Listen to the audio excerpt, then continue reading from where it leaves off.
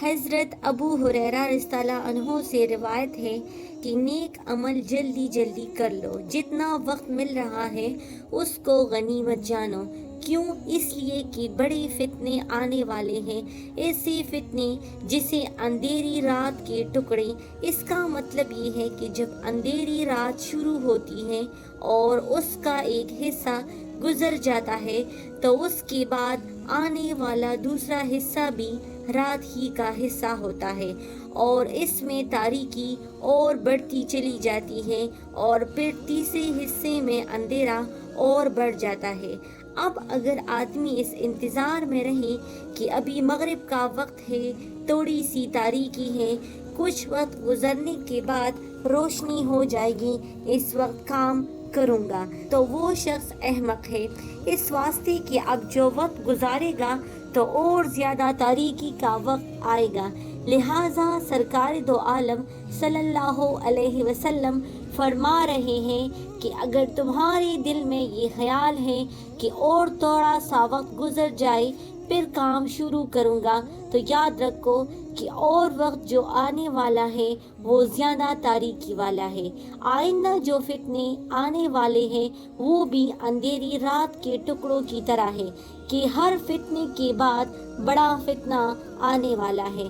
پھر آگے فرمایا کہ صبح کو انسان مومن ہوگا اور شام کو کافر ہو جائے گا، یعنی ایسے فتنے آنے والے ہیں جو انسان کی ایمان کو سلب کر لیں گے۔ صبح کو مومن بیدار ہوا تھا لیکن فتنے کا شکار ہو کر شام کے وقت کافر ہو گیا، اور شام کو مومن تھا تو صبح کو کافر ہو گیا، اور یہ کافر اس طرح ہو جائے گا کہ اپنی دین کو دنیا کے تھوڑے سے ساز و سامان کے بدلے میں بیچ ڈالے گا۔ صبح مومن اٹھا تھا اور جب کاروبار زندگی میں پہنچا تو فکر لگی ہوئی تھی دنیا جمع کرنے کی، مال و دولت جمع کرنے کی، اور اس دوران مال حاصل کرنے کا ایک ایسا موقع سامنے آیا جس کے ساتھ شرط یہ تھی کہ دین چھوڑو تو تمہیں دنیا مل جائے گی۔ اب اس وقت دل میں کشمکش پیدا ہوئی کہ اپنی دین کو چھوڑ کر یہ مال حاصل کر لوں یا اس مال پر لات مار کر دین کو اختیار کر لوں، لیکن چونکہ وہ شخص پہلے سے ٹالنے کا عادی ہوا ہوتا ہے اس لیے اس نے سوچا کہ دین کے بارے میں باس پرس معلوم نہیں، کب ہوگی، کب مریں گے اور کب حشر ہوگا، کب ہمارا حساب و کتاب ہوگا، وہ تو بعد کی بات ہے، ابھی فوری معاملہ تو یہ ہے کہ یہ مال حاصل کر لوں۔ اب وہ دنیا کا ساز و سامان حاصل کرنے کے لیے اپنا دین بیچ ڈالے گا۔ اس لیے فرمایا کہ صبح مومن اٹھا تھا اور شام کو کافر ہو کر سویا۔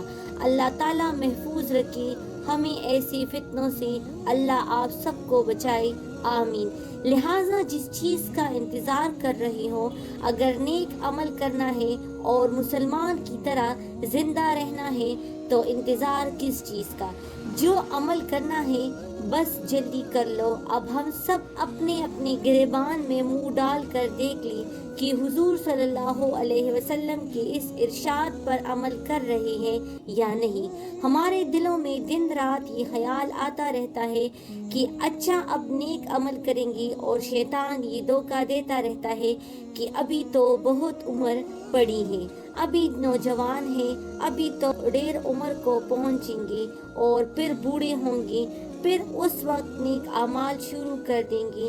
نبی کریم سرکار دو عالم صلی اللہ علیہ وسلم جو حکیم ہے اور ہماری رگوں سے واقف ہے، وہ جانتے ہیں کہ شیطان ان کو اس طرح بہکائے گا، اس لیے فرما دیا کہ جلدی جلدی نیکیاں کر لو، اور جو نیک کاموں کی باتیں سن رہے ہو اس پر عمل کرتے چلے جاؤ۔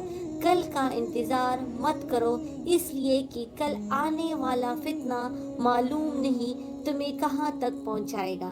اللہ ہم سب کی حفاظت فرمائے، آمین۔ دعاؤں میں یاد رکھے، اپنا اور اپنے پیاروں کا خیال رکھے۔ ملتے ہیں ایک اچھی ویڈیو کے ساتھ۔ اللہ حافظ۔